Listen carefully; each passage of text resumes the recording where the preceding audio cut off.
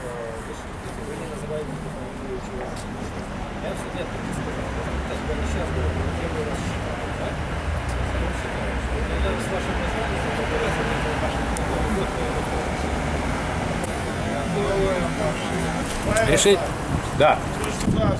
Значит, мы не на территории суда, мы находимся на улице. Почему-то, когда интервью давал представителю облсполкома, вы не выходили и никаких... А? Ну какая разница, ну что вы это... Ну позвоните, пускай приедет. Ну как будет, куда я знаю кому. Позвоните Игорю Евсееву. Можешь ему позвонить. Только фамилию называй, не просто граждане, а фамилию. Да я сейчас 2 минуты уйду. Не светись как. Сегодня в Витебском областном суде состоялось заседание по рассмотрению жалобы граждан на невключение их представителей в состав Витебской областной территориальной избирательной комиссии. Решение будет оглашено сегодня вечером, но в ходе судебного заседания выяснилось, что орган, уполномоченный создавать комиссию, создал комиссию не с таким названием, которое предусмотрено Избирательным кодексом Республики Беларусь.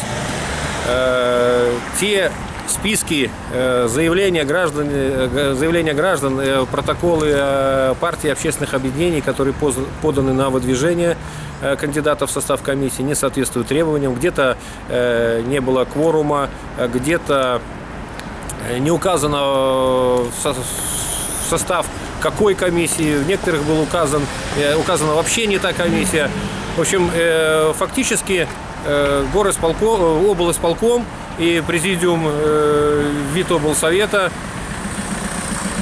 сформировали комиссию без достаточных на то оснований. В ходе судебного заседания также выяснилось, что все кандидатуры на обсуждение не выставлялись. Был подготовлен оргкадровым отделом проект постановления, в котором были указаны уже 13 человек, которые кто-то посчитал необходимым включить в состав комиссии. И за эти 13 человек, по этим 13 человекам шло голосование. По остальным кандидатам голосование не проходило, кандидатуры их не объявлялись.